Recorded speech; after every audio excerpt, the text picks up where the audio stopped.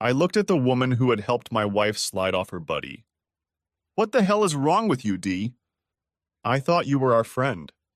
We talked about what it would mean if a spouse cheated. We were all in agreement. And now this? Oh, he's famous.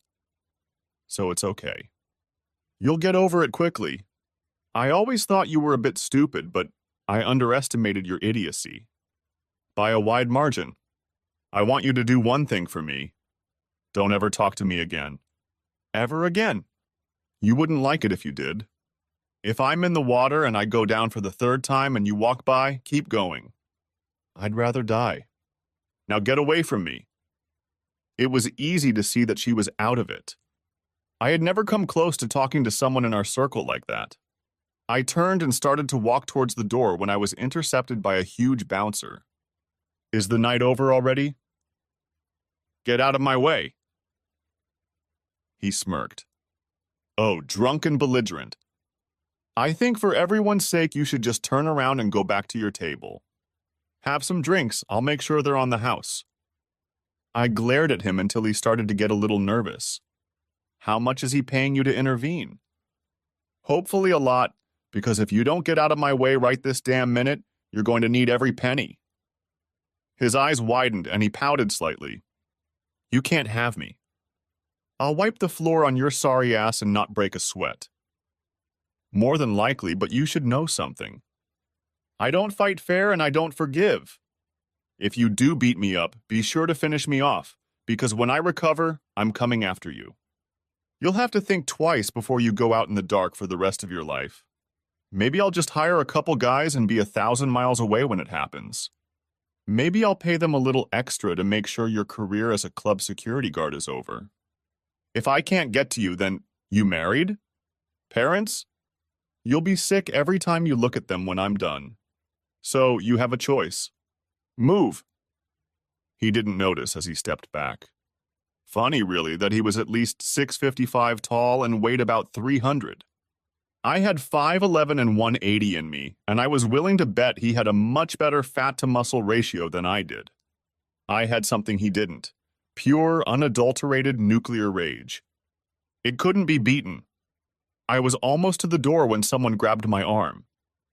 I clutched at the hand and spun around, dragging the person holding me away. When I realized it was Janie, I let her go. I was about to walk away when she grabbed my leg. Don't do this! Think about your kids. I looked at her with all the contempt I was capable of. You mean like she did when she slipped out the back door with that asshole? As for family, I don't have any anymore. I'll always be good to my kids, unlike that bitch who used to be my wife. Maybe I'll file for custody in the divorce. After all, her actions today prove she's an unfit mother. She let go of him and covered her mouth with her hand. I made it to the elevator before another volley rang out. Bob, think about this. Are you really going to throw away 10 years because of one night? I looked at my former friend and his gang. I didn't throw away a damn thing. She did. Look me in the eye and tell me you think what she did was acceptable. Every one of you assholes, look at me. I want each and every one of you to tell me that you don't think what she did was so bad, and that if your wife had done that, everything would have been fine. Oops, sorry, Harry. That ship has already sailed. You know she's seeing him again, don't you? Harry threw a glance at Erica, and she hung her head and walked back to the clubhouse. The others were yelling, mostly at each other, and I took the opportunity to slip into the elevator. It didn't take me long to pack. I left Linda's shit where it was. If she wanted it, she could come and get it. I was discharged 30 minutes later and had already reached the parking lot when I heard them. Apparently, my friends were waiting for me. They started arguing, and Eric stood in front of my car door. You have until I turn this thing on to get out of the way. Anyone who doesn't will be sprawled across the parking lot. Move it. Now. You'll listen to us. That was all he had time to say before I put my fist into his gut. None of them were fighters, and none of them had learned how to defend themselves. But I had, because when I was a teenager I had a temper and got into fights a lot. I got in trouble with the law a couple of times because of that, and when it came to counseling or juvie, I went to a few sessions. It really helped me with my anger control issues. I still lost my temper but rarely lost control. And right now I didn't care. I walked over and unlocked my door, looking back at them. I shifted into gear and stepped on the gas, ripping forward with a screech of tires. They scattered like quail. I had no idea where I was going or what I was going to do when I got there. She'd been gone for almost an hour by then, so she was probably already having fun with him. My first inclination was to find them and leave them both in a pool of blood, but I doubted that would happen for a number of reasons. The guy was the #1 tight end for the local pro football team, and they pinned their hopes of bringing home a winning season this year, maybe taking them to the championship, on his ability.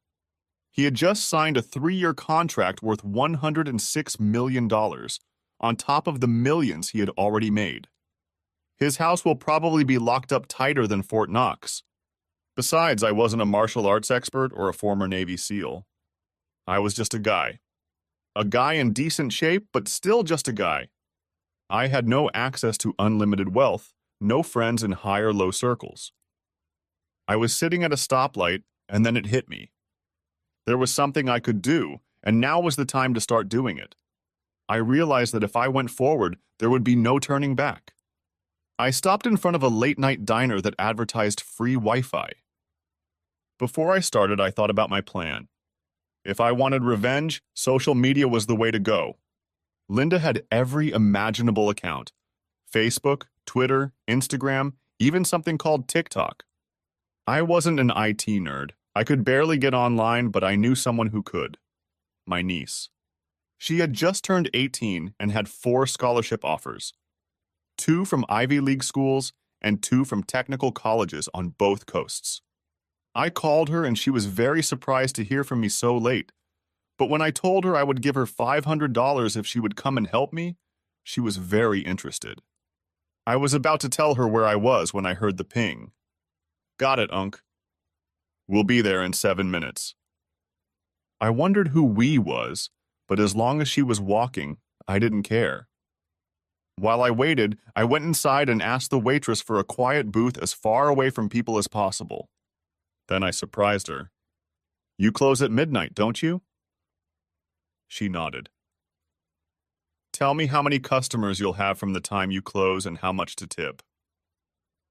While you're thinking, let me tell you that 2 of my friends are coming over soon, and I'd like the place to be as crowded as possible. Tell the owner I'll make up for lost profits if he'll let us sit here and work for an hour or 2.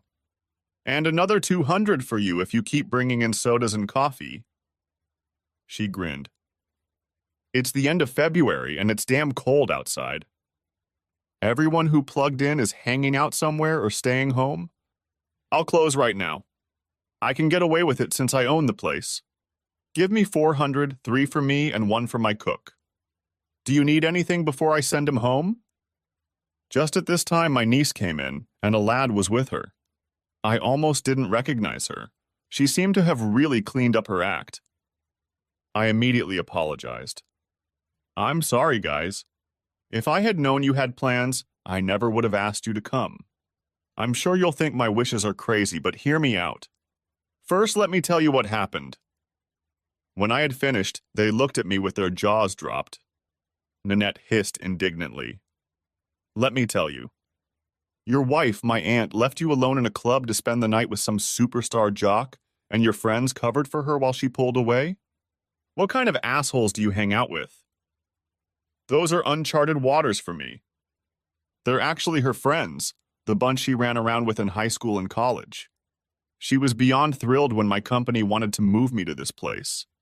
As we drove away, she would show Chicago in her rearview mirror. I had been around them for a long time and thought we had the same outlook on life. I can assure you that we are no longer friends. Let me tell you what I want, and you tell me what a terribly bad idea it is and how much trouble I'll get in if I do it. I told them what I wanted, and Eric and Nanette looked at each other and then burst into laughter. When they came to their senses, Nanette asked Eric to get the black box out of the car. The black box turned out to be an unregistered laptop that she had slightly modified. No one will be able to trace it. I'll call stations all over the world and I won't be on hold for longer than half a second at anyone. It's something I've been working on since I was 13 and kept secret until I was of age and could get a patent on it. That explains a lot of why all these schools are out to get me, and the military offered me a very lucrative offer to skip college and go straight to work for them. Nanette asked all sorts of questions as she set everything up. I got it, she exclaimed, showing me my wife's Facebook screen. I'm in. Let the chaos begin. They scrolled through her posts, stopping to ask who the different people were while Nanette made notes on her phone. When a picture of her best friend and a strange coordinator popped up on the screen, I almost lost my senses. Then a thought occurred to me, and I gave her the names of my so-called friends who were with us. She had all the accounts up in a matter of minutes. Nanette grinned, looking at Dee. She has something to show me. Are you ready? Make it as disgusting as possible. Eric was quiet for a moment. Are you sure about this? Once we start, there's no turning back. You're throwing a grenade into your marriage. I'm sure. Ever since this started, I don't think about anything else. There's no way in hell I could live with her again. She threw a grenade. In response, I'm going to DEFCON 4 and considering nuclear options. Get started. Nanette began typing, pretending to be my wife. Exciting update. I am proud to announce that I have officially joined the CCC, the Celebrity Club. It's her invention. Sounds luscious yet cool. I'm with Mark. I'm happy to say that he has a really tight end and can really ram it in when he finds a hole to slip into. I'm so proud that he picked me out of all the women in the club. Thanks to my girlfriend for stepping in to talk to my husband while I was slipping away. I'd say I owe you a debt of gratitude, but I've done the same for her before. Remember the girls' weekend in Atlantic City, Dee? You scored on a hockey player, and according to you, he actually knows how to score pucks. Ha ha! After that, Nanette displayed a bunch of smiley faces. Then she started again. Right now we're resting, so to speak, at halftime. We'll start the second half soon. Hopefully it will go into overtime. She then forged messages from all the women who were at the club, giving her literal high fives and telling her they couldn't wait for their time with the stud. Janie chastised her husband for being a patsy on the needles. He doesn't have to be rich, he just has to be strung out and last more than 5 minutes. She found some pictures of the asshole and posted them, as well as some pictures of Linda. It was almost midnight by then, but the notifications were lighting up as people were looking at the posts. I'm sure there were phones ringing in her social circle despite the late hour. Nanette then lit up Instagram, Twitter, and TikTok.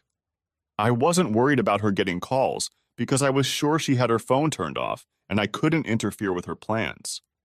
The comments started pouring in. Is this a joke? I bet your husband doesn't think it's funny. What the hell is going on with you? This was her favorite aunt speaking. I wondered in bewilderment why she was still awake. Nanette replied. This is no joke. I saw an opportunity and took it. How many can boast of having slept with someone famous? If you don't believe me, come to his house tomorrow around 10 o'clock. 130 Wyndham Circle. It's a bloody mansion. The rich really are different. Maybe we'll be up by then and you can see my walk of shame as I walk out of his house. Or maybe it's a walk of fame. Another person has joined this thread. I didn't know her, but it didn't matter. She had over 700 friends, and all of them were on the rumor mill. Really? You're proud of leaving your husband? Do you really think your marriage will survive this? I love my husband. He's the best thing that ever happened to me. And he loves me, so I know he'll get through this. There might be a little hardship, but I'll do my best to spoil him and he'll forgive me in the end. It doesn't mean anything. It's just one night and I'll never repeat it. Really? Are you drunk? As for never doing it again, did you ever think you'd do it the first time? You're delusional. I'm giving up on you as a friend. Don't try to contact me. I hope in the light of day you still think it was worth it. It may be all you have left to hang on to. I finally recognized the name. It was her boss's wife. That gave me another idea, and Nanette posted the whole thing on the company page. I bet she'll have some interesting conversations on Monday. Another person replied. It's all just nonsense, isn't it? If you think it's funny, you're wrong. Every word of it is true. We're going to be fine. I have faith in my husband. How did he believe in you? I think the only explanation is that you were hit by a Martian horror ray. I've seen some stupid decisions before, but this tops them all. It's almost Darwin Award level, but it usually ends in death. But maybe the death of your marriage will vindicate you. I'm with Rosalind. I'm leaving you. Don't try to reply because you will be blocked. God help you. This was from her first cousin. She lived in another state, and I wondered how long it would be before the extended family knew the details. Nanette looked sad. She had always liked Linda. You're destroying her, ripping the foundations of her life out from under her feet. Are you sure you don't want to stop? Not yet. I've got a few more things to do and then I'm done with her. Literally. We sent messages to the team's website, the NFL office, the offices of its charities, the mayor, the city council, all their official websites, and everyone we could think of. Nanette flooded Instagram and Twitter. The posts and comments poured in as fast as they could. Then she found his accounts and did the same. He was considered the paragon of an athlete involved in the community. He had 2 charities and was constantly involved in some form of volunteer work or another. The team and the league loved him. It was time to bring some pain. Eric made inquiries and got the name and number of a sports writer who, for some unknown reason, hated the guy. He was a little pissed about being dragged out of bed, but calmed down when I told him what I had. Eric put a voice scrambler on his phone and I sounded like a woman. Stop whining. I'm giving you an opportunity. Mark is with a married woman right now. He knew she was married because she was with her husband when he pulled her out of the Shadow Lounge tonight. It didn't seem to be the first time he'd done this. Talk to the bouncer if you don't believe me. Her name is Linda Hamilton. She's been married for 10 years and has 2 small children. So much for the NFL poster boy, huh? We later learned that he was furious because the man had pulled the same stunt on him. He and his wife had been separated for almost a year before reconciling, and she was still on shaky ground. Also, it was the off-season. There wasn't much going on in local sports, and that probably made the story more appealing. To be fair, we sent letters to local TV stations and newspapers. I doubted anything would come of it, but Mark was well known and very popular, and the Sharks had to smell blood on the water. By 6 in the morning, there were 2 vans and 1 regular reporter and the paparazzi at the gates of his upscale neighborhood. By 8, someone from the team or central office was beating on his door. He opened it in his robe, and cameras zoomed in from the vantage points the videographers had found. Luck wasn't on their side because behind his back, Linda, also in a robe, was clearly visible. The cameras clicking frantically could be clearly heard. His eyes widened when he saw the reporters, and the man stepped inside and slammed the door shut. The man must have told him the whole story, and Linda immediately opened her Facebook page. That house was a mansion of good brick and timbers, but the scream could be heard even outside the gate. It was the scream of a mortally wounded animal. She furiously tried to close her account but found it had been locked. Nanette later counted them, and it turned out that in the first 6 hours alone, there had been over 3,000 comments on all media platforms. Linda had never been so popular. At 10 o'clock, they finally left the house. Linda had her head covered, but everyone knew who she was. I could hardly believe the coverage, but then again, he was a popular figure and it was a weekend, so the news was slow. She got into the unknown man's car, and he drove around the house, coming out of the driveway. This wasn't their first rodeo, and the paparazzi had spotted that entrance as well. They even managed to get a clear shot of Linda as she drove by. The man drove her home, and I wondered what she thought when she was alone. I picked up the kids from the babysitter and drove them to my parents' house. I wasn't surprised to see her parents there because we were all very close. Both mothers were Facebook friends, so they saw everything. But again, she wasn't alone. 4 cars were stalking her house, and now they had her address. She got out of the car and ran to the front door as the questions rained down on her. Was she his girlfriend now? Had she left her husband for him? Did your husband approve of this? It was a particularly stupid question, but it was asked frequently over the next few weeks. When I talked to her family, it was a little stressful. We know what she did. Everyone in the southern half of the country knows.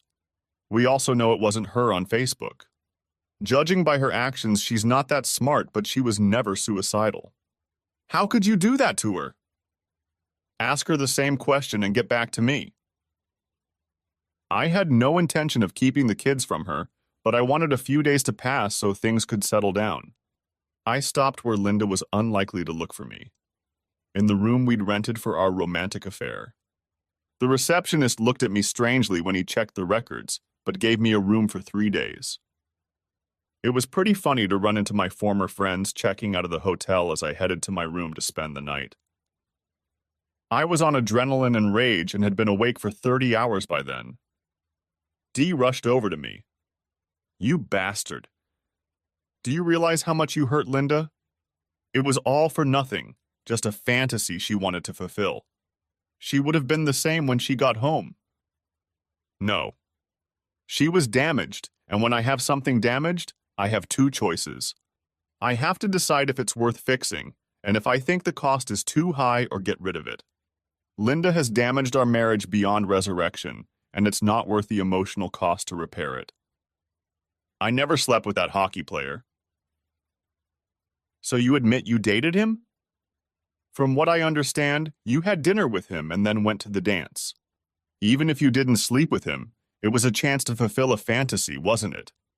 Hubby will be upset if you tell him, but you can get him to forgive you, can't you? The rest of her group backed away, but at the mention of the hockey player, her husband burst forward. I'm going to kick your... As I told the bouncer, I don't fight fair. I fight to win. I hit him right at the junction with his femur, and while he squirmed in pain, I looked down and then at the cameras in the hall. It's all on tape, dude. Your attempt to attack me and my attempt to defend myself. Remember that as a life lesson and focus on what you're going to do with your bitch. I looked around at my former friends. I want you to remember this for the rest of your lives. I'll probably be divorced soon, but I'll bet good money I'm not the only one. You need to think about it and make some kind of decision. I'd wish you luck, but honestly, I hope your lives blow up as much as you helped blow up mine. Despite requests and then demands, I never slept in my old house again. Linda was very angry at first, not understanding why I was reacting this way. It just wasn't that big of a deal.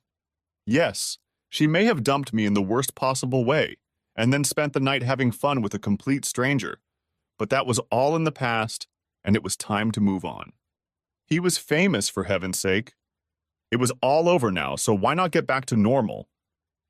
Truth be told, she had a thing for the asshole from back in the days when we lived in Chicago and he played there. I used to watch the Bears sometimes, and Linda would watch with me. When the charity poster came out with him on the cover, wearing long knit shorts and nothing else, she bought one. It must have been a dream come true when he asked her to dance. When she realized I wasn't going to just trot home like a good boy, she got bitchy. When she was served with a divorce citing adultery as the reason, she became furious. Linda resorted to every threat she could think of, but I persisted. Linda threw herself on my mercy and was surprised that I didn't have any. She barely held on to her job. It was a very close call, and it took quite a while before her boss told her no more than necessary, and even longer before his wife even acknowledged her presence in the room. We were ordinary people, and it would have stayed that way if it hadn't been for the man she was having fun with. The paparazzi got to the bouncer and waved green under his nose until he sang like a canary. There were at least 3 other incidents at that club alone. Mark liked to party. A lot. I bet he soon regretted not signing with another team when he left Chicago. The Panthers were a Carolina team, and North Carolina is an attachment alienation state. He should have chosen a home outside the state line. My lawyer advised me not to pursue him until the divorce was finalized, but he, his team, and the NFL went into full defense mode. One evening, I opened the door of my new apartment and saw a man with a briefcase in his hands. "Sir, I'd like to talk to—" "Go away." I slammed the door shut and slid the deadbolt back into place. He pounded on the door so hard that I called the police, and they politely asked him to leave. He looked at the security camera I had installed and shook his fist before leaving. I then got a call from the new owner of the team. He introduced himself, and before he could continue, I stopped him. "4 people in the world have my number. How did you get it?" He sighed. "Does it really matter?" "Yeah." I hung up, went straight to the phone store, and demanded a new number.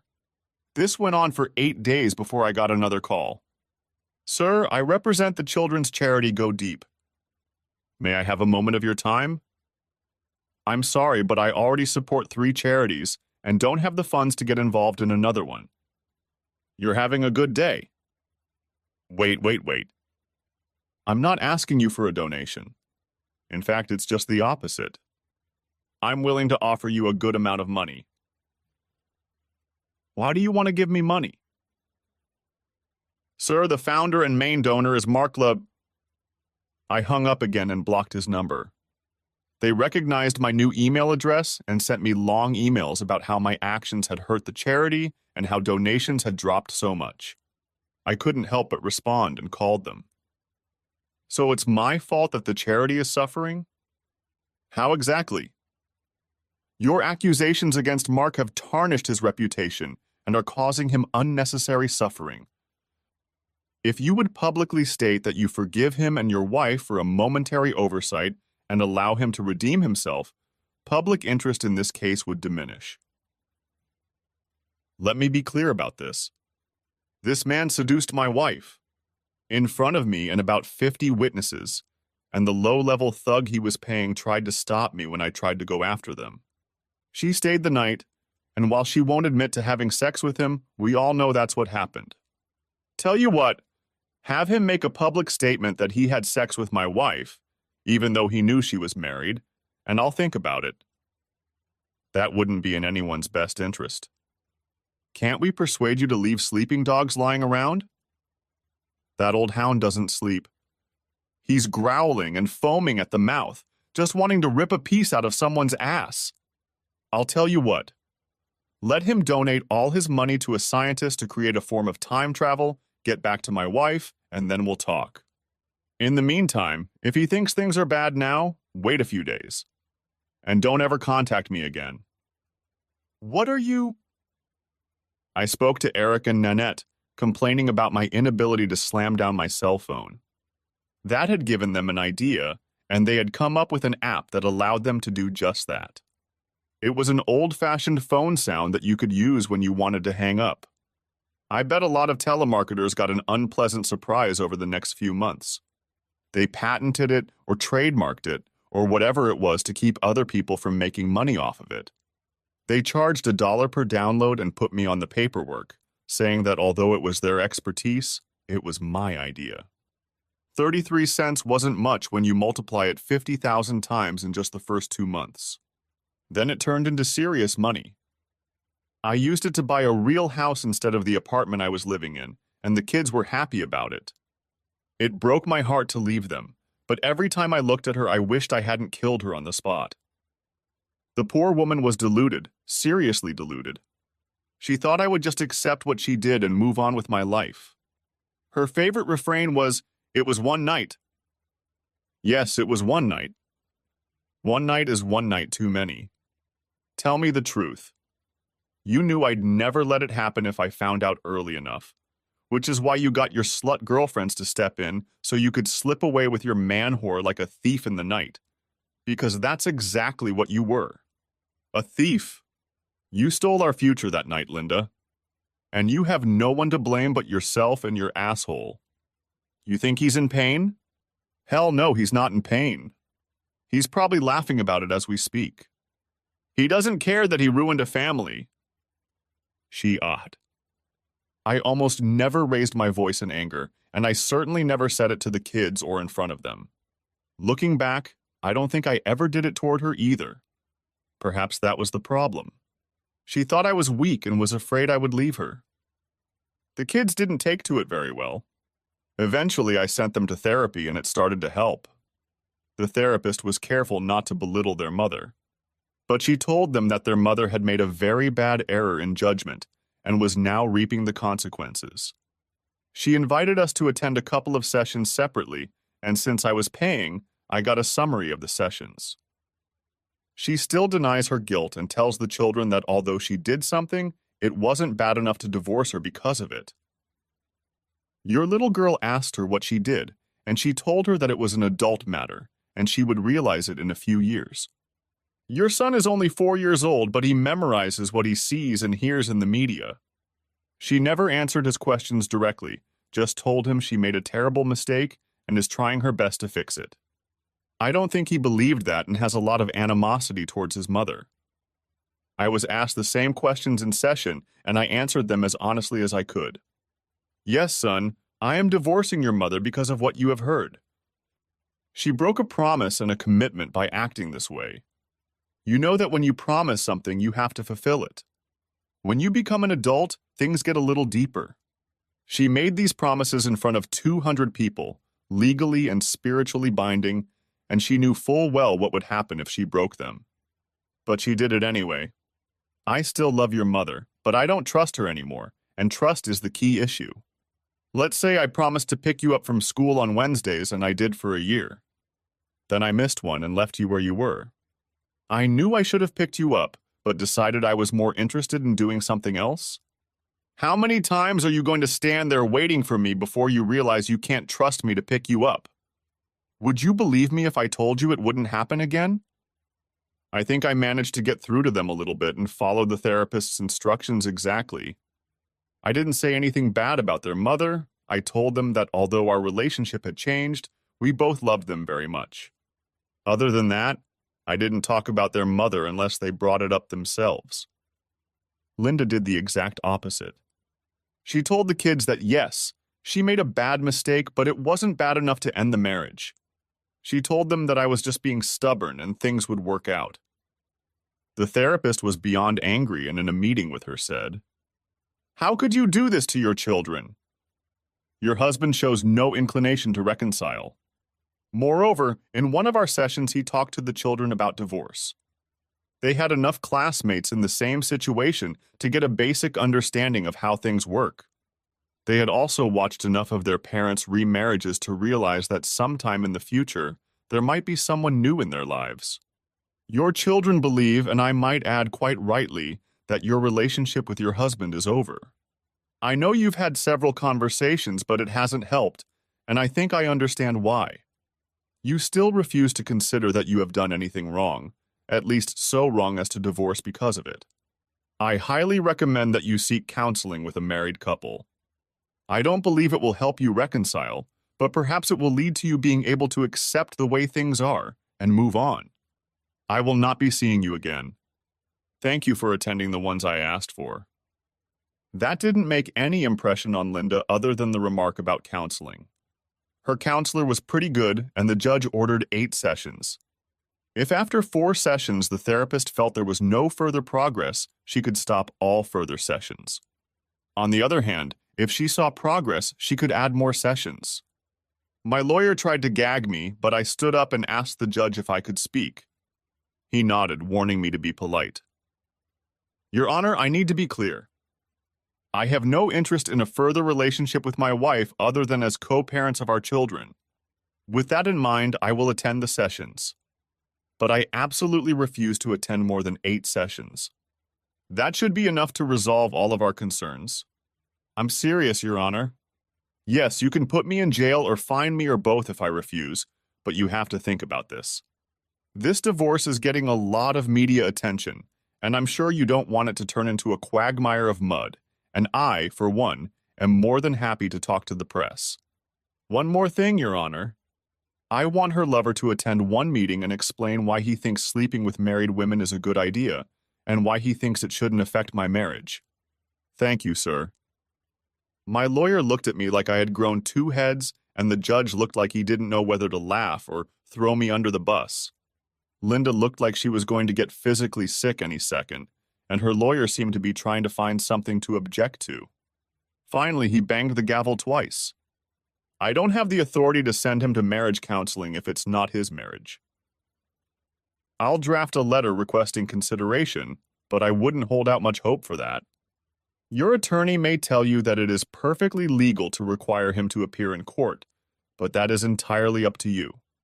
Counselors, submit a list of therapists or get one from the court, but I want all parties to agree and sessions to start in 2 weeks. I will also require sessions to be twice a week. That way it will be over much sooner rather than later. If any of your clients miss a session, I will not threaten them with jail. I'll just declare the session valid and they can't reschedule. Ordered. Bailiff, proceed to the next case. Linda was not pleased. Not at all. She was waiting for me at the car with a determined look on her face. This has to stop. Please. This is not at all what I wanted. I thought it was a bad idea to talk to her without our lawyers present, but curiosity took over. Just for the sake of conversation, what did you think was going to happen? I thought you'd be angry, but love me enough to put up with it. It was one night. All the years we've been together, our family, our kids, it wasn't worth throwing away for one night. It wasn't just one night. It was every night for the rest of our lives after that night. What you did was cold, calculating, and the ultimate in disrespect. You left me fooled in front of our supposed friends, and some of them even helped you slip out the back door like a whore. Before tonight, I would have bet my life that you loved me and our children, Linda. Not anymore. We're broken up, and all the counseling in the world won't fix that. I'll see you at the first session. Wait. I need a favor. What favor can you ask me? It's about Mark. Could you cut him some slack? It's starting to affect his charity work. Think of the children. You mean like you and him thinking about ours the other night? I don't care about his charities, and I promise you that pretty soon his charity will be the least of his problems. Will you tell me how you know that? She had enough guilt to lower her eyes. He called me. He did?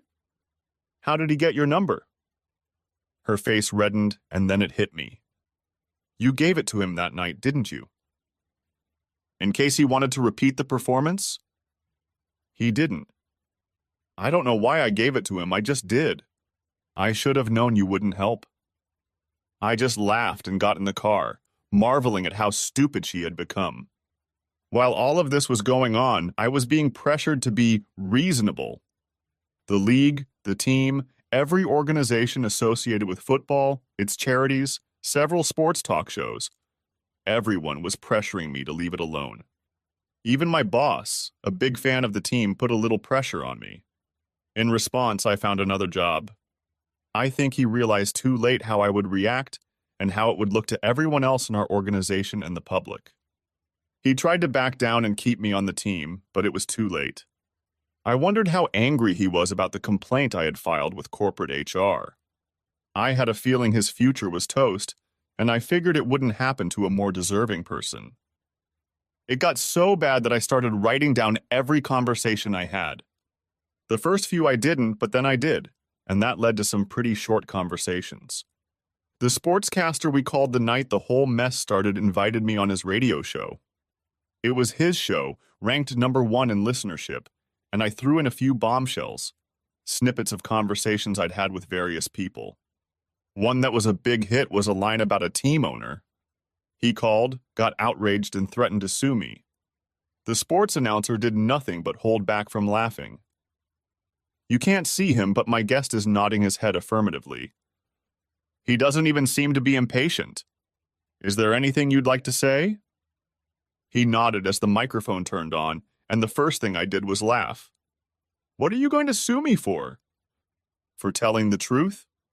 I checked, And in this state, it's perfectly legal to record your conversations without notifying the person you're talking to.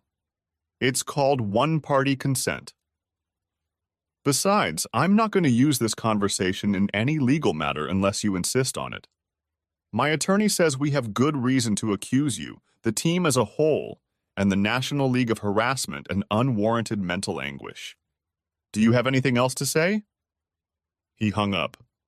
The program was picked up by several syndicated programs, and it briefly made the national news. I never heard another word from them. Mr. Mark found that the press ignored him unless someone wanted to ask about the divorce. He was used to being treated like a hero, to being the center of attention, and it frustrated him greatly. Even though his lawyers told him not to say anything and to be careful, he still snapped and did something stupid. He came after me at my house. The first thing I did was install a state-of-the-art security system when I bought my new house. Ironically, it was the system he had advertised in the company's commercials, and he was right. It was worth it. One night, there was a knock on the door, and when I looked at my phone, the doorbell camera showed 3 very large men standing on the porch of my house. They didn't look happy. I had my kids with me, so I pressed the silent alarm button, which automatically alerted the police. They called immediately. You'd be surprised how many people set it off by accident. Sir, this is 911. Did you send out the alarm? Yes. There are 3 very large men standing on my porch. 3 men I don't know, 3 men who don't look happy. I didn't open the door, and now they're pounding on it, demanding that I let them in. Sir, we have a car 4 minutes away.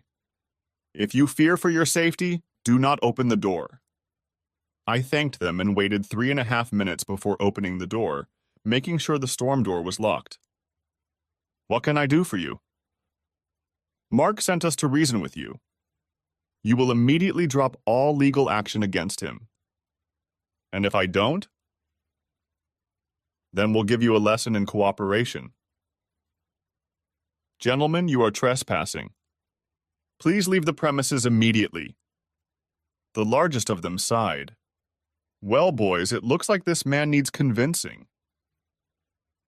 The storm door could have been made of styrofoam when he ripped it off its hinges. They were about to enter when a voice sounded behind them. Police. Stop immediately and turn around with your hands up. If looks could kill, they wouldn't have to touch me to get what Mark wanted. The big guy looked like he was about to join the fight, but his buddies talked him out of it. Pretty soon they were all on the ground with handcuffs on their hands. The sergeant took my report from me and, after reviewing the tapes, charged them all with trespassing. I later learned that trespassing carries a much harsher penalty. The difference was that trespassing is usually a spontaneous decision, and there was usually no serious criminal intent. If, on the other hand, you come onto someone's property on purpose to cause them harm, that's a whole different category. It turned out that one worked at the stadium as a keeper, and the other was just a friend of the third. He was on the team's practice squad, but he was immediately expelled. Apparently, Mark had promised him a spot on the team if he did him this favor, even though he had no authority to do so. The rest of them were getting $1,000 a buck each. It cost Mark a lot more because he had to pay the lawyer's bills. I don't know how much it cost him, but they all pleaded guilty and got a huge fine that Mark had to pay. He had to go to court for setting it all up, and even his hero status couldn't save him. His lawyers managed to reduce the case to a misdemeanor. He had to pay a $5,000 fine and do 200 hours of community service. TMZ made a video of him in an orange vest picking up trash on the highway. It hit YouTube and gained 600,000 views in the first week.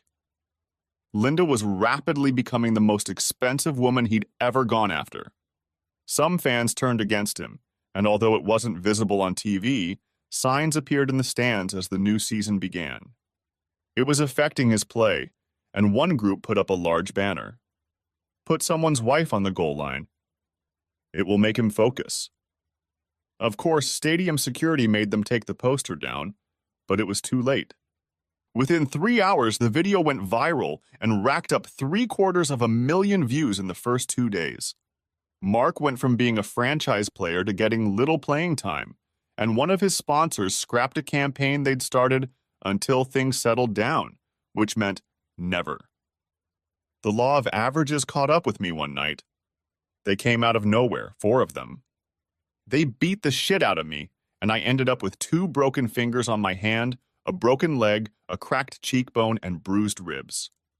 These guys knew what they were doing because it all happened in about 90 seconds. I don't know how much damage they would have had time to do if it hadn't been for a coworker who came out of the office right after me. When he yelled, they demonstrated their professionalism by immediately running away. 10 minutes later, I was in an ambulance, and an hour later, I was in the room where they left me overnight for observation due to a concussion.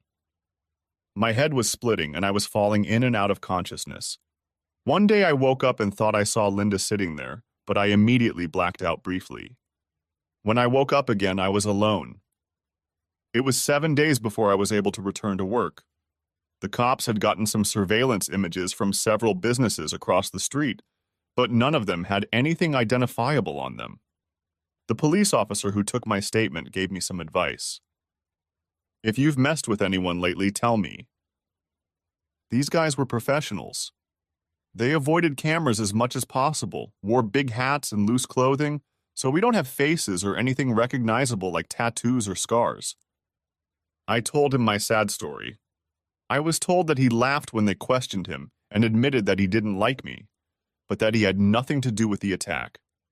They didn't believe it for a minute, but they had no proof. I had to give up my weekends with the kids. I wasn't physically fit, and I didn't want them to see me until the bruises came off.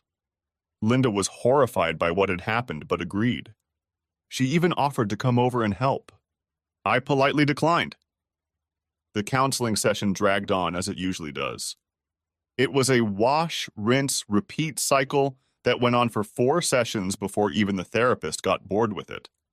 On the 5th session, she asked us not to interrupt her as she spoke. We've reached an impasse, and frankly, I don't think we'll ever get past it. Linda, you refuse to admit that what you did was wrong by conventional standards, and you refuse to think that should stop your marriage. Am I? You left your husband in the middle of a club and then poof, you left to spend the night with another man. You did it completely unannounced and used your friends so he wouldn't stop you. Tell me, if he had done that to you, left you standing in the middle of a public place surrounded by your so-called friends who were complicit in the deception, would you have been sympathetic?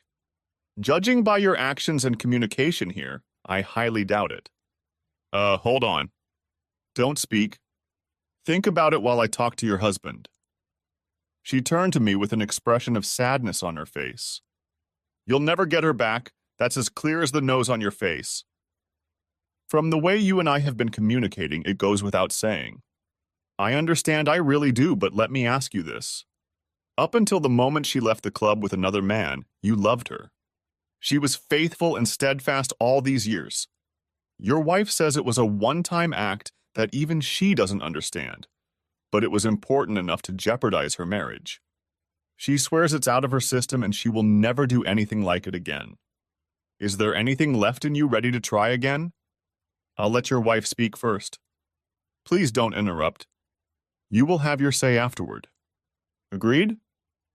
She nodded to Linda, and we waited a minute while she gathered her thoughts. You know, you've talked a lot about how I have little remorse for my actions. I have remorse, a lot of remorse. I never thought it would hurt our marriage until the divorce. I knew I had hurt you badly, and I knew you would be angry. But really, I never thought you would react the way you did. I am terribly sorry that my actions hurt you, and I can assure you in the strongest possible terms that I will never do anything like that again, especially now that I know the price of such actions. I beg you, even if you don't forgive me completely, come home and let me make things right. She seemed satisfied with her speech and looked at me expectantly. You can say whatever you want, Linda, but on some level you knew how much what you did hurt us. You knew I wasn't some passive guy who would just brush it off and say, well, it's just one time and she says she won't do it again. Bullshit. If I did that, you'd lose all respect for me, and maybe you wouldn't actively seek her out. But if another opportunity presented itself, you'd run away like a bastard, knowing I'd forgive. I don't do that now, and I will never allow myself to be in that situation again so that I have to forgive. Aside from the blatant disrespect you showed, the destruction of trust in my marriage topped it off. Even before I left, if you had been gone for more than 30 minutes, I would have wondered if you were having fun with him or someone else. Let me make this as clear as I can to you. We're not staying married. I'm divorcing you. You can drag this out, use every delaying tactic you can, but eventually the court will get tired of it all and it will happen. Please don't procrastinate any longer. I looked at the counselor. Are we done? She sighed. Yes. I will submit my report to the court no later than Wednesday, say the marriage is irreversibly broken, and recommend that they grant the divorce. No. I'm not giving up. Please, darling, think of the children. I am thinking about the children. I think about them every damn day I don't have them. Tell me, Linda, if the kids were so important to you, how many times did you think about them while he was shaking the crap out of you in his mansion? Was the trip worth it? For you, maybe. For the rest of your family, who had yet to live in the real world, not so much. Face it, Linda, you screwed up. Pun intended. See you in court. I think the consequences of what she did eventually got to her. Everyone was just tired at the end. Her lawyer was tired. My lawyer was tired. The judge was exhausted. One of the bailiffs looked like he had aged 5 years since the trial started. After the therapist's report, the judge cut short another attempt to stall and declared us divorced. Linda walked out of court without saying a word, and my lawyer only grinned when I asked the question. Now? He grinned a wild grin worthy of a rabid mountain lion. Yes. Now. The next day, Mr. Mark was sued for alienation of affection. He didn't have to sign with the Panthers or buy a house in North Carolina. I'm told his outcry was epic. He can't do it. His lawyer sighed. Unfortunately, he can. It's still on the books in North Carolina. Before you start, yes, it's an archaic law that should have been repealed years ago. Most states did. Unfortunately, this is not one of them. My advice is to settle the case as quickly as possible and put it behind you. The notoriety may cost you more than the settlement. Everyone in his orbit called. His lawyers called, the heads of his charities called. Team officials called, even the NFL commissioner, all begging me for an out-of-court settlement. The offers kept mounting, and even my lawyer told me I should accept, but I refused. It didn't matter that I wouldn't get anything. What mattered was that I could sling it in the mud. The investigators my lawyer hired got the bouncer and the team leader to confess that they were paid to help them accomplish their goals. Mark tried to avoid appearing in court, but since he had to testify several times, he had no choice. One of the appearances was on a Friday, and he tried to excuse himself by saying he had to fly to another city that day to prepare for a rare Saturday game. The judge was not a football fan. Take a later flight and be in this courtroom tomorrow. I think he put us on the docket as late as possible just to annoy him. The man had charm, and his lawyers tried to recruit a jury of women, but my lawyer was smart enough to outsmart them a few times. They recruited 7 women, but 3 of them were over 50 and happily married. 1 was a lesbian, 2 were young and single, and the last was a blonde who had just recently divorced. 2 of the men were young and single, and the other 3 were married and middle-aged. First, he said he had never seen her, and they had gone down the road of shame, so he had to admit that she had been in his house. Then he began to deny that they had sex, saying he was trying to protect her from her abusive husband. Linda decided that if she described her experience in a letter, I would better understand her thoughts, and since the letter was written to me and in my possession, we were able to present it in court. No one believed the ploy with the abusive husband. The final nail in the coffin lid was Linda's court appearance. She said everything, even how many times she'd slept with him. I had no idea. In the letter she indicated it was 3 or 4, but it was actually 5. The jury was out for less than an hour before returning with a verdict. Part of the trial was full financial disclosure, and I think everyone in the courtroom was amazed at how much he was worth.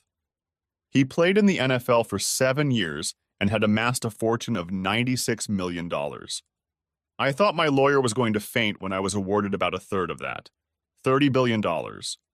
It was the highest award in the state's history, but it was in line with what other spouses had received. The highest award previously was $8.8 million. The laws were recently changed, but they still allowed up to one-third of the defendant's assets to be paid. Of course, when this was enacted, hardly anyone thought a case with that many millions would ever arise. There were a number of moves in the state legislature to repeal this law, but it didn't make it through committee. I was lucky. His lawyers pouted their lips and tried to appeal, secretly urging him to take the deal and be done with it. They filed a notice of intent to appeal, but dropped it a month later and agreed to the court's decision. Apparently, there was a loophole in the law. If the defendant's fortune grew during the appeal and he still lost, the amount of the deal would be adjusted accordingly. A couple months later, he had a huge contract payment waiting for him. The day after I received the award, my attorney served him with 4 more lawsuits from married couples and divorced men and women who claimed. Of the 4, 2 were divorced, 1 marriage was still on shaky ground, and another couple turned out to be swingers and thought he had chosen her. But as the offering train was about to leave the station, they jumped on board. The divorced wives, including Linda, filed separate lawsuits.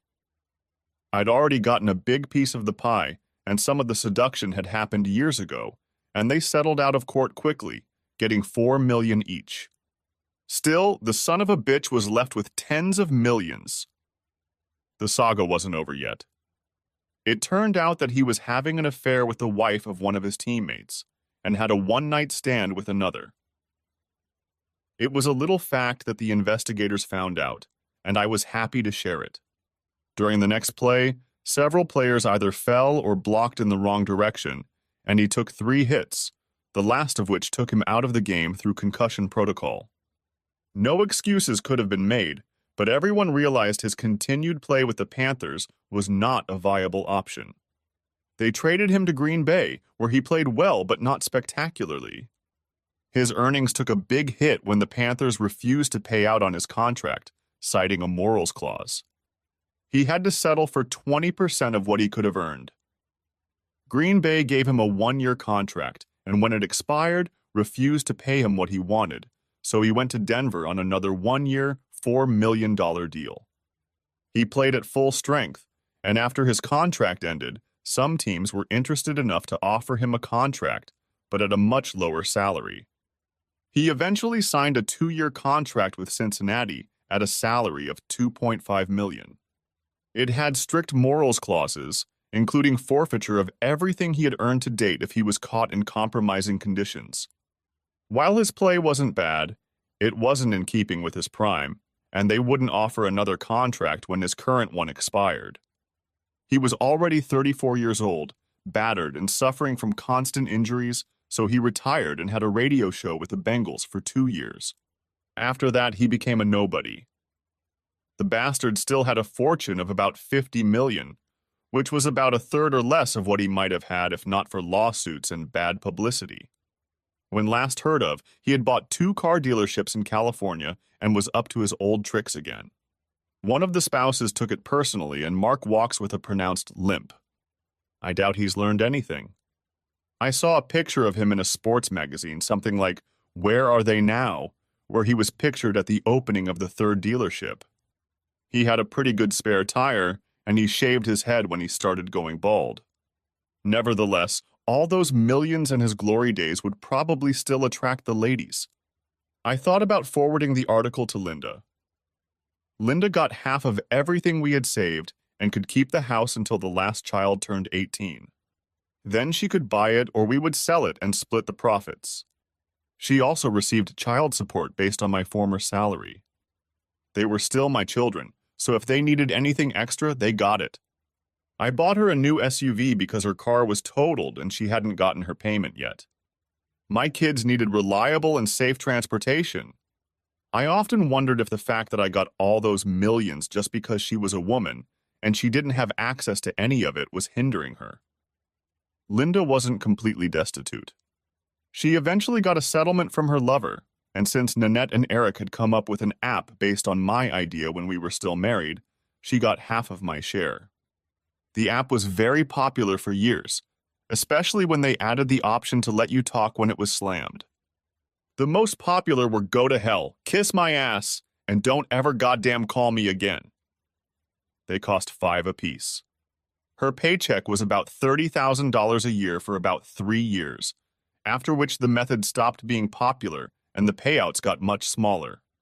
I didn't need it, but I put my share into the kids' college fund, telling them when they got older that every time they heard that, their college fund got bigger. One day I calculated it as accurately as I could.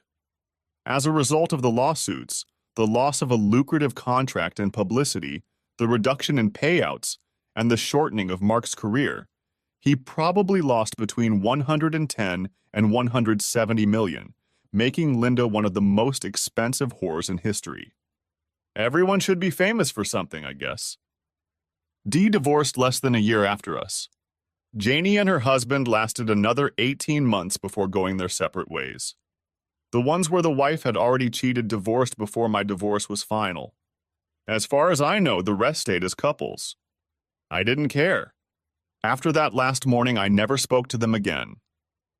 6 years passed, and every once in a while I would wake up and reach for Linda, usually after I had a dream about what we were like before that incident. I didn't remarry. I was still a little shy around women, but I started dating. I was surprised at the number of women who wanted deeper relationships until I realized they had my money in mind. This made me extremely wary. Both kids are very into soccer now. My son does it mostly for friends and fun, but my daughter is very serious about it and has some good talent. Her best friend plays a little better than she does, and I got to know her and her mom because of all the sleepovers. Scarlett was wayward and not very confident due to her psycho ex doing her head in. I found out from her daughter that she was tight with money because her ex disappeared and stopped paying child support. Without saying a word to her, I located him and arrested him for failure to pay child support. He had a good job, and the judge ordered him to pay off all arrears within 2 years or go to jail. This caused the payments to double every month, and they could breathe easier. I never told her I was the one who found him. Scarlett started smiling more, stopped slouching, and got a new closet. The change was amazing, and guys started hitting on her, especially after she started wearing those tight shorts to games and practices. By then, she was getting comfortable with me, and I became her shield. The girls used to put us together all the time. I don't know when it happened, but we often held hands while the girls dragged us to their events. They ended up staying overnight a lot, with the girls sharing a room and Scarlett using the guest room. My money allowed me to buy a very nice house. It was situated on 40 acres of hills and lowlands, had a pond, a 10-acre pasture, and a 6-stall barn. The previous owners were horse lovers. It wasn't long before the house was filled with horses. I approached the idea with some apprehension. I hadn't had much interaction with horses, and their size, as well as their large teeth, frightened me.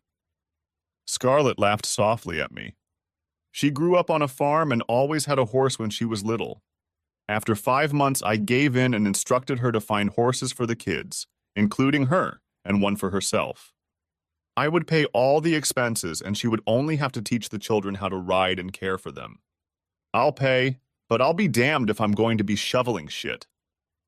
There was a lot of grumbling, but Scarlett stood her ground. Either they take care of their animals or we get rid of them. I don't know exactly when we started making decisions about kids together. Scarlett just took the lead, and I followed her lead. That Christmas, Scarlett bought me a horse, a big pinto with a sly twinkle in his eye. It took a lot of begging, and finally Scarlett said that if I didn't start riding with them, she would stop spending time with me. This sent the children into a panic. The girls have reached the age where their bodies are starting to change, and they told her all their fears and concerns. My son obviously really missed his mother figure. He had a lot of problems during the divorce, and Scarlett seemed to be a calming factor. I learned to ride and eventually started shoveling horse shit. Scarlett had us put the waste in a pile, and after it matured, she would use it for compost in her garden. I'm not sure exactly when I agreed to a vegetable garden, but one day we were buying a cultivator and hand tools. She tried to operate the cultivator, but the big machine bounced her around. When I finished laughing, which infuriated her unspeakably, I took over.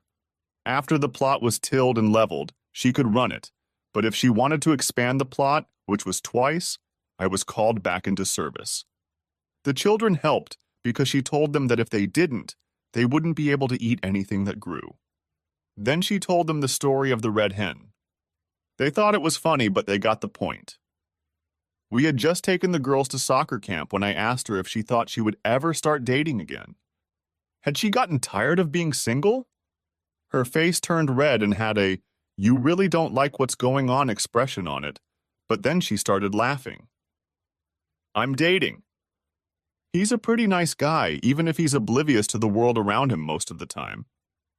Jealousy shot through me like lightning. She saw it and grinned. I'm dating you, silly. How many times have we gone out to eat, to the movies, or on field trips with the kids? I don't know why I even keep an apartment. We're with you 5 days a week as it is. But it's just family stuff. You're absolutely right. I'd draw you a picture, but I'm afraid you'd break down trying to figure it out. It's family stuff because we've become a family. Your kids already call me Mom when you're not around, and Kelsey plans to take you to school on Father-Daughter Day. It's a good thing she's at a different school now, or there would be a major scheduling conflict. By then, she was already holding my hand. It's a good thing your son went to science camp.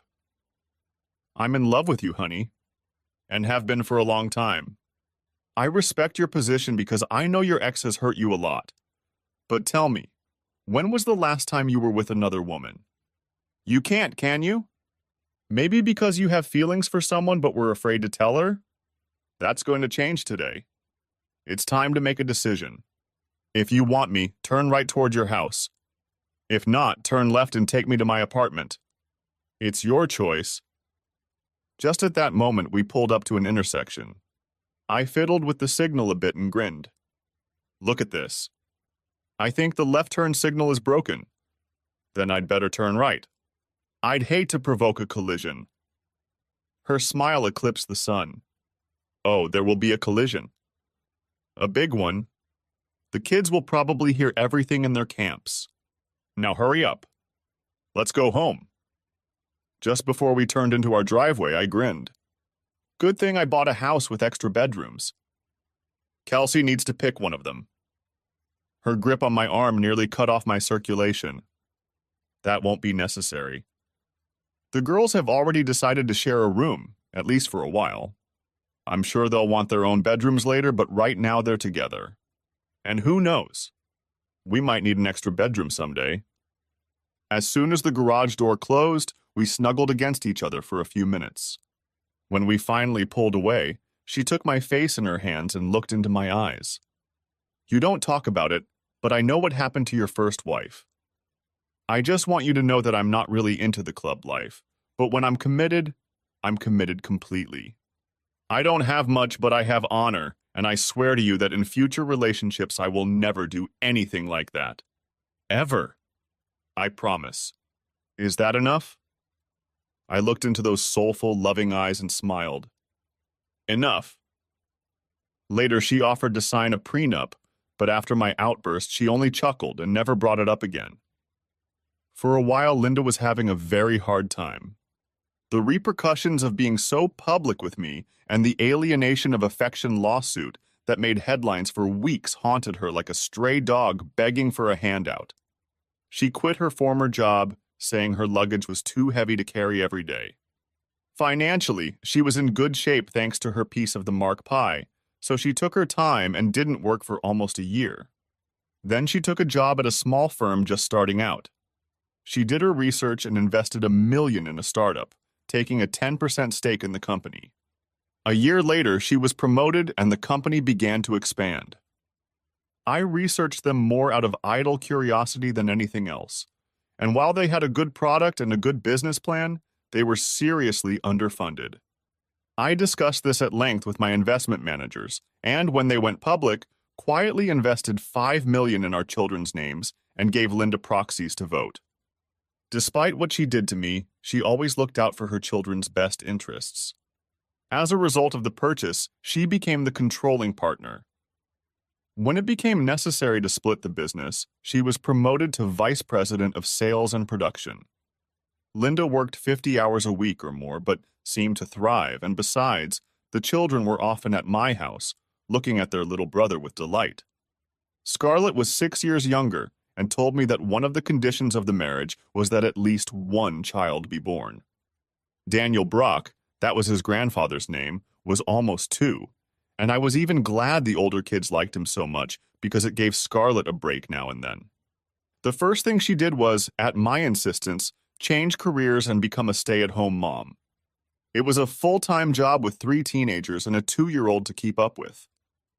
I still don't sleep well, and sometimes in the middle of the night my eyes open, and I think about where I would be now if Linda hadn't cheated. Then I noticed something. If I got up to get a drink or go to the bathroom, Scarlett was restless when I returned. But as soon as I lay down and touched her, she would immediately fall into a deep sleep. Often I woke up to the fact that she was lying almost on top of me. It was as if she wasn't happy and didn't feel safe unless we had physical contact. I also realized that we often held hands when we walked or went shopping, except when one of us had to go get the kids. Then her hand was back in mine. I searched my memory. Linda usually slept as far away from me as possible, claiming she was too hot to be comfortable. We were at our son's high school graduation. Scarlett went to take some pictures with his friends. Linda's new husband went with her because his son and ours were great buddies, and that's what initially brought them together, as it did Scarlett and me. They had been married for 3 years now and seemed happy. She looked at me with sad eyes. "Can we talk for a minute?" "Sure." "About what?" "I need to give you something, 12 years late." "An apology. It took me about 4 years and some therapy to really understand what I did to you and the pain you went through. For what it's worth, I'm sorry. Even today, I can't tell you why I did it and thought it would be okay. And this is after years of counseling. For years, I was so angry at you for divorcing me that I couldn't think straight. In my warped view of reality, it wasn't a big deal. I had a chance to sleep with someone famous, and I took it without a second thought. You should have been proud of me." I looked at her and she smiled. "I know. Reality didn't come for a long time. Then, after about 2 years of therapy, my counselor asked me who was on your list of celebrities. Remember, all the people we would sleep with if we were single and had the chance. I immediately thought of Anne Hathaway. Still crushing on her?" I grinned. "Yeah, I like her. I think she's gotten even better looking as she's gotten older." Then my psychologist asked me how I'd feel if we were at a premiere or something and you had the opportunity to sleep with her, you had someone distract me, and then you left with her. And then you came home and acted like it was no big deal and wondered why I was so upset. I laughed at first. "He would never do anything like that to me," I told her. Then she made me think about it like it really happened, and the whole world knows about it. I closed my eyes and replayed the whole thing in my head. I was almost in a rage imagining it. That's when the breakthrough happened. As angry as I was at you in the fantasy, I actually did the exact same thing to you in reality, and nothing could change that. So here's my apology. I was wrong to act the way I did, and you had every reason to divorce me. If you had left with Anne, I would never have trusted you again, no matter how many times you professed your love for me and swore it would never happen again. If I had known then what I know now, I would have laughed in his face when he asked me to dance." I thought about that for a minute. "Thank you, Linda. In a way, it makes me feel a little better." I thought about it as I walked away. The water through the dam is not recycled. Burned bridges are very hard to rebuild. You take what life throws at you and do the best you can with what you have. With Linda, I had a lot, but with Scarlett, I have everything. Thanks for watching. I hope you enjoyed it. So subscribe to my channel and watch the next video.